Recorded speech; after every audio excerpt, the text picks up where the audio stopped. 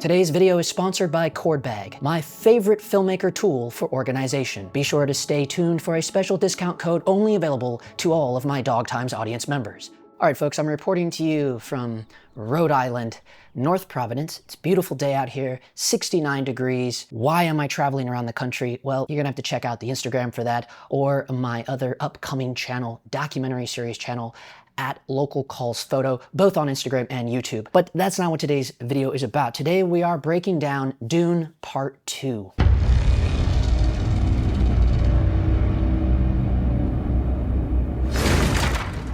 Oh, cool, what are you gonna be talking about? The story, the book adaptation, the characters?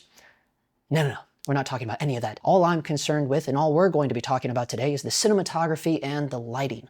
Greig Fraser's team have done an amazing job with the level of nuance, and that's what we're going to be looking at today. I've already started teasing a little bit of this over on my Instagram at KidTech, but you saw I was already analyzing the shots, as I've done here in the past, using the EL Zone system. And that's what we're going to continue today, how they did these amazing top-down lighting setups. Because when I watched Dune Part 2, my brain kept thinking about The Godfather. And Godfather was notoriously known for its top-down lighting setups. Let's get in here and start looking at these top-down lighting setups right now, because the level of nuance in these screen grabs that I've chosen and looking at them side by side with the EL Zone system. Now, if you are unfamiliar with the EL Zone system, it is a new system brought to us by Ed Lockman, member of the American Society of Cinematographers. It blows false color out of the water. It's a different kind of setup. It's not working off of the IRE scale. I've done videos upon videos on this in the past, so if you're new here, I'll leave a playlist down below, as well as a walkthrough that I did with the Red Komodo and the Small HD Indy 5, all about how you can dial in the correct color pipe with whatever camera you're using, and you can use the EL Zone system on any of the jobs that you're doing. So anyways, let's get in here and start looking at these screen grabs. The challenge, in my opinion, of shooting something like Dune Part 2 is so much of it takes place in these caves, these low ceiling areas. And that's where a lot of this top-down lighting comes from. And there's just little pools, little shafts of light within these caves. The number one thing we should always be thinking about is motivated light, right? That is highly important. So when we look at something like Dune Part 2 and we start thinking about what was their motivated light, it's all just these holes in the ceiling, right? It seems to be all they really get for the majority of their interior shots. So this is a great example of where they're definitely pushing from the ground. We can see it in her eyes, right? So if I zoom in on her eyes, you know, it's obviously above her, but it still seems to be coming from the ground because of the height of the light. And what we get really nice back here is a really sharp kind of edge light from another hole in the cave or whatever this weird location is that they're in. The one thing I do want us to pay attention to, though, is we're still getting this nice Rembrandt, right? And you're able to get that because of the angle, the relation of the key light to the subject, the angle that she's looking at, right? So you're always looking towards the key light, and as long as it's a little higher, and because that shadow is coming from her nose, right? That's how you get the Rembrandt triangle light, which is so popular. It's been popular for decades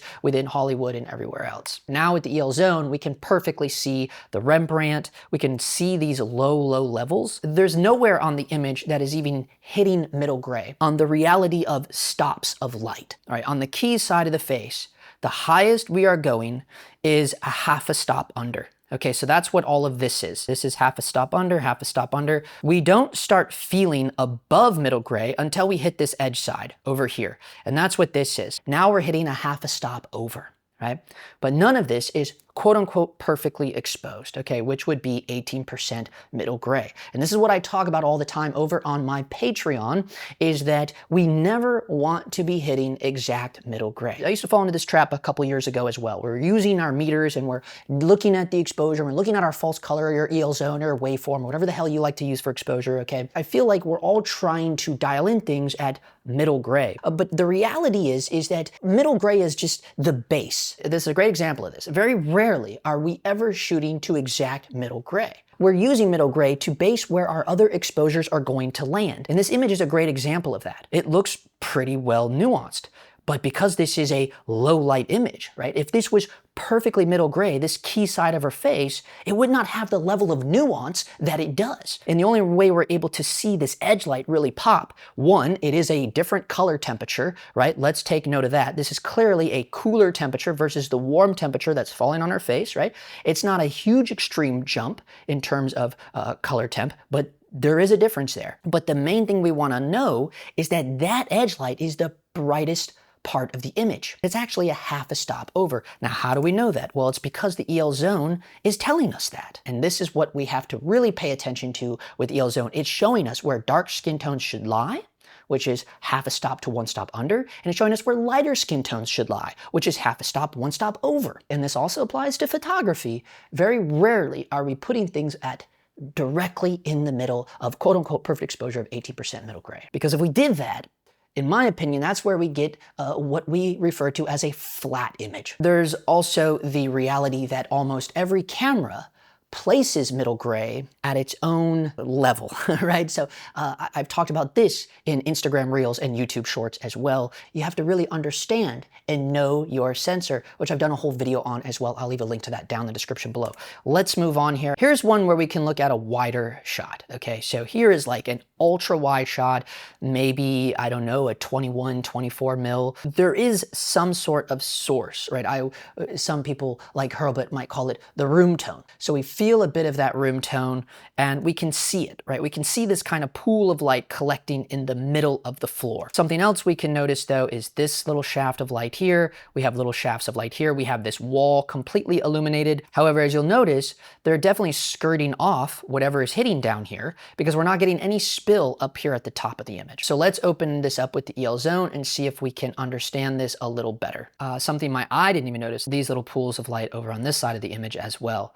But what we have here, like I was saying, this perfect pool, and it's perfectly pooled here right in the middle, and then all of this back here, because this informs us where the light is coming from, right? So this wall is obviously being what I believe is backlit. The wall itself has some level of transparency to it and it's being backlit. Meanwhile, this pool of light, I would say, is where the main center of the room tone is falling, and that's what we're feeling because it's the strongest there in the center where it's coming from, and then it kind of fans out from there. And these ones are damn near clipping. As you see, we're hitting as high as 4 to 6 stops over within these areas around where these two people in the middle are sitting, but they're still silhouette, which would inform us that this is a backlit situation. We also have shafts of light coming this way, something being pushed from that side. This wall is probably being backlit, and then this is our room tone coming from above, and it's perfectly skirted off, so there's no crazy spill.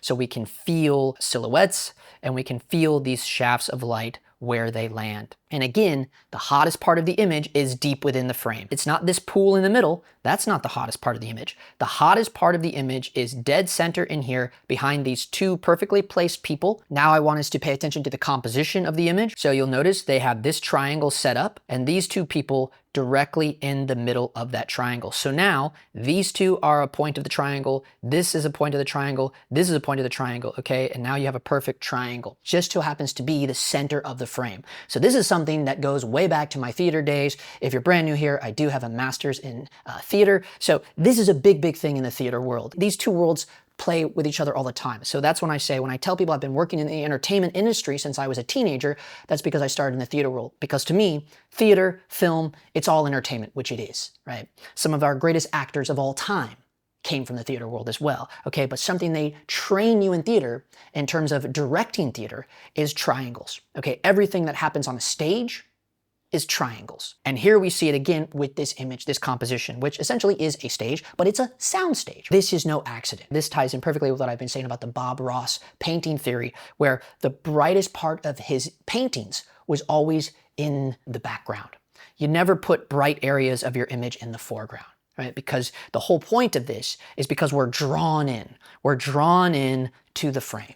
You can only do that if you layer it correctly. And we have such a level of darkness in the front, we have this little tiny pool of light in the middle, and the brightest part of our image is in the background, right? But imagine if these two background actors weren't placed there, right? We would not have any silhouette there. It would just be an insanely hot spot, just a hot pool of light in the dead center of the image, right?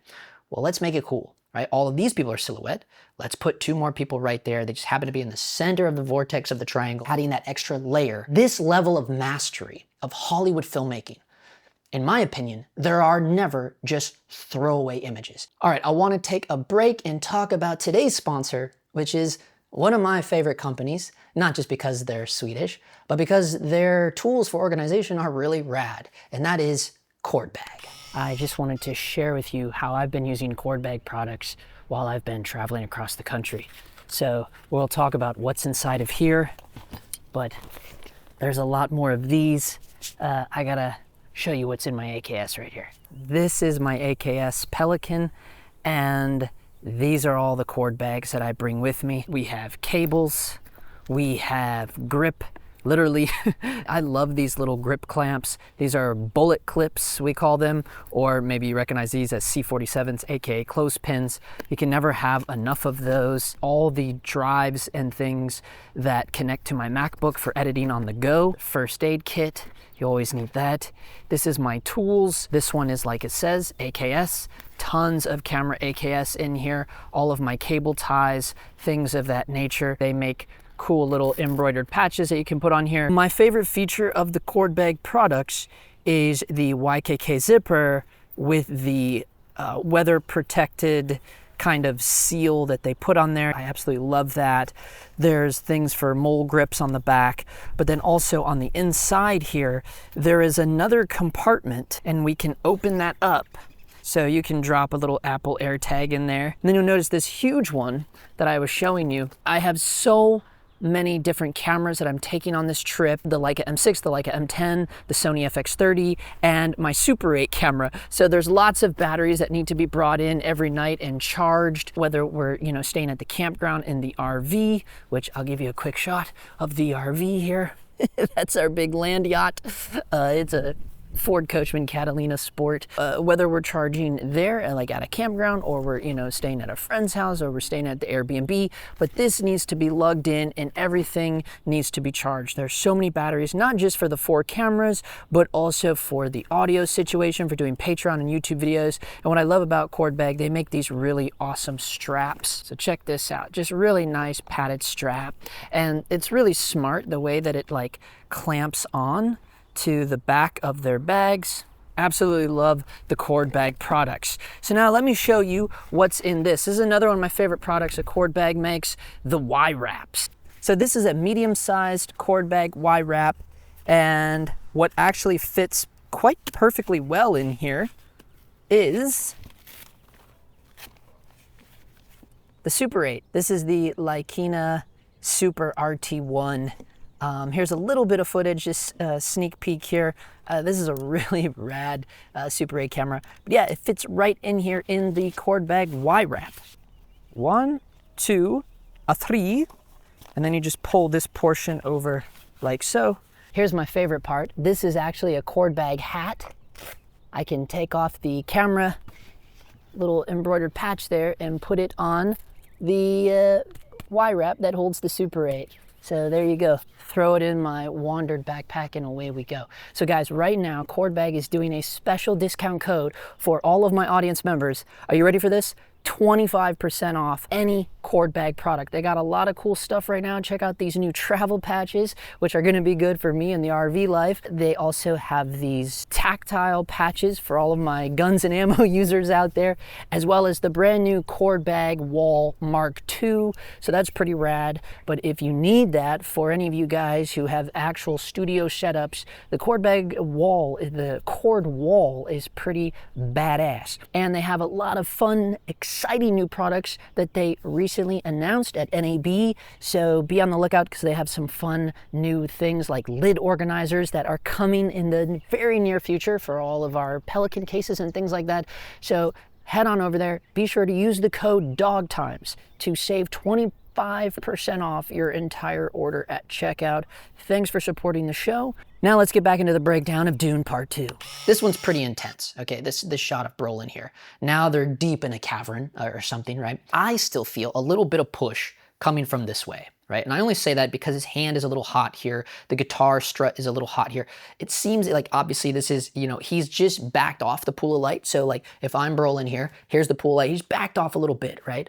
But there still seems to be a little push coming this way. If I zoom in on him, we can kind of see, we see these glints in his eyes, and we see there might be a little bit of a push.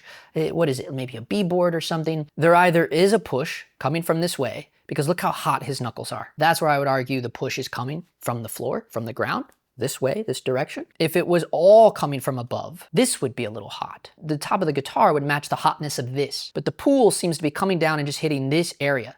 Very narrow kind of pool. And then we do have another push coming this way. And that's what's giving us this little bit of heat, because his knuckles are the closest to the source. So that's kind of the thing that reveals to me about something like EL Zone when we're analyzing images, right? It will inform to you where the sources are coming from. Right? That's kind of the whole point of why I like to use it. In my opinion, I would look at this and say, yeah, it seems like they have a little pool coming down this way, and then they have a little push pushing this way, right? And with that side push, that's how they're able to get that little tiny glint in his eyes there. And you can feel it. It's very easy to skirt off with a little snoot, black wrap, whatever, and a little push, just a little push. It doesn't need to be a lot. It doesn't need to be another fixture even. It could just be a 4x floppy of Ultra Bounce or something, right? You just need something to just feel a little bit of pushback. You can feel it in his eyes. I mean, you can literally see the white, right? So there's something obviously there, because or else we wouldn't see the reflection in his pupils. And you certainly wouldn't catch the glint, the reflection of all the sweat, which probably is glycerin in this case, right? So now let's go to something a little bit more stylized. This is pretty Hollywood, because even though the main source is coming from above, and you can feel it, right? We can feel it. We can feel it coming from above. You know, these guys are clearly standing in it. You know, it's clearly hitting him from above right here, because even if we squint our eyes and we kind of look at the image, we can see, oh yeah, the main front part of his face is kind of down dark, but it's still heavily nuanced. It's not as grungy. And here we can see the level of hotness in this image is much different than the other ones that we've looked at so far, right? You can feel it everywhere. He's not getting that raccoon look. They're massaging it out quite well. There's probably something right over here and making that happen, as well as the pool behind his head. I'm sure it's more than just two lights throughout this movie, but it does seem like the largest sources are two sources, one from above and something from the side. I'm probably completely wrong about that, but just looking at the EL Zone, that would be my first guess, right? Because we have this super, super hot part here. You know, he's clearly kind of pushing that shoulder into another pool of light. It's also possible that these are pockets from above, right? There's a pocket up here. There's possible that's a pocket behind him. They're just kind of placing him. Put this foot forward 6 inches, right? Now we'll get him in that pool of light. My favorite thing to do is to zoom in on the image, and here we do see something being pushed from below him.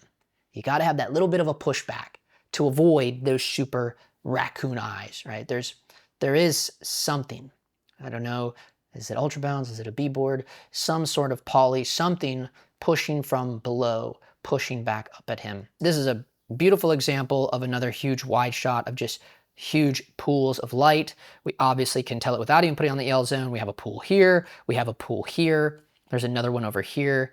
Beautiful triangles of light, right? And just notice that. Just notice the triangle here of the pools, right?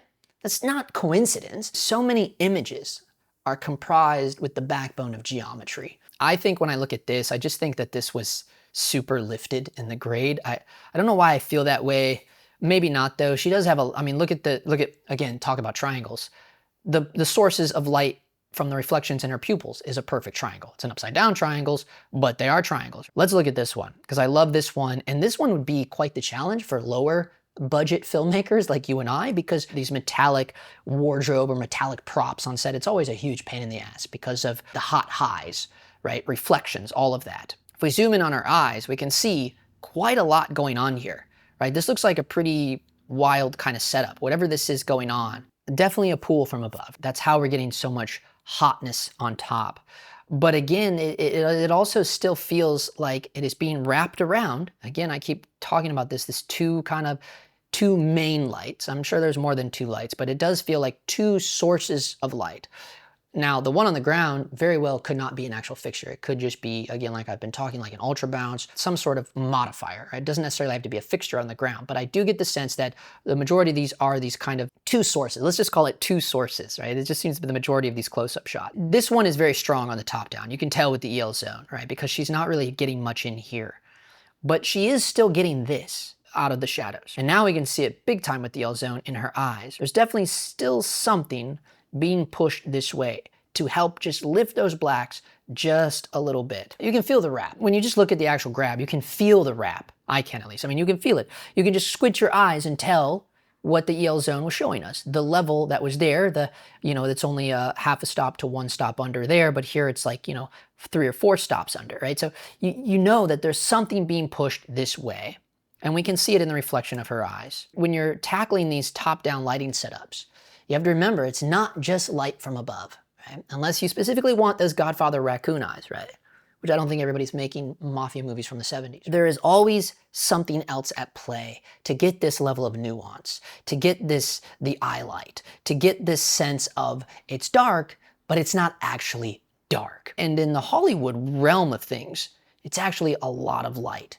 Because these fixtures that are coming from above, it's not just some aperture 1200D, right? You have big boy fixtures, right, that are coming from above. And then from there, they're shaping it, they're modifying it, they're softening it off, they're skirting it off, right? They're controlling it. A high amount of luminance, but then the amount of control. And that's where your modifiers come in. They're not just walking in with a camera and going, shoot that, that's dark, right?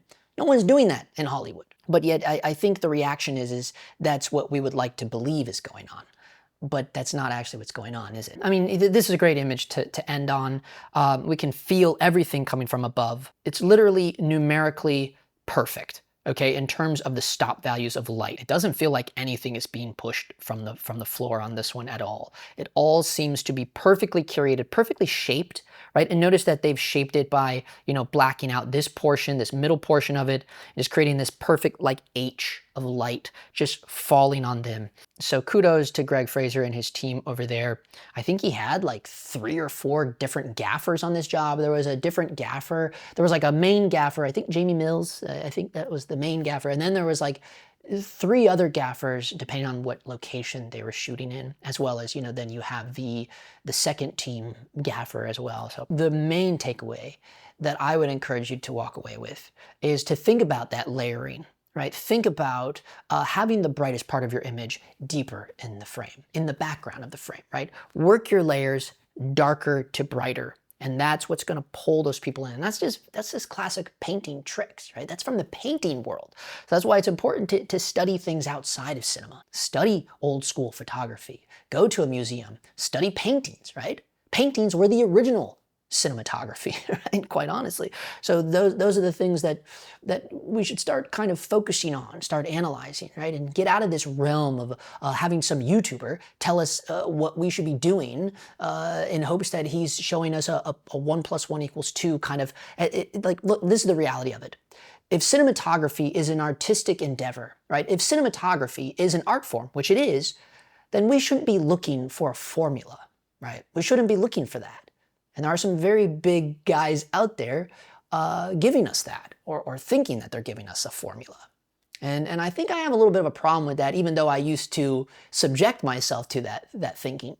I've gotten to the point now where I'm going, I think that's bullshit, man, right? Like I don't think there is a formula. There shouldn't be a formula. You think Greig Fraser has a formula that he's doing in every single movie? No, there's obviously techniques that we learn along the way. And we find ourselves repeating those techniques. We find ourselves adopting those techniques that some of the greats like Conrad Hall and Deakins and all these guys, the greatest artists are always evolving. They're adapting, they're evolving, they're creating. They're coming up with new formulas, new ideas, new plans of action. And that's what we should all be doing as well. That's the things we should be seeking in this social media land. Stop looking for someone to give you the perfect answer, the perfect formula. It's an art. There is no fucking perfect formula when it comes to art. I think that's bullshit. And for anyone out there selling you a formula, they're bullshit. They're not artists. They're just looking to make a quick buck. That's my opinion. I'm Justin Phillip, and yeah, we'll see you in the next one. Thank you. Thank you. Here, you know, like in LA, if you pay with cash, it's cheaper. Here, cash is the same price as credit. Instead, each of these gas stations has their little gas pay cards. It's called Easy Pay. This one's called Easy Pay at Circle K. So if you have that, then gas is 10 cents cheaper per gallon. So that's like the cash version. Yeah, you have to get a card at each different gas station and just stay loyal to one gas station. Oh, fuck that. Just do what LA does.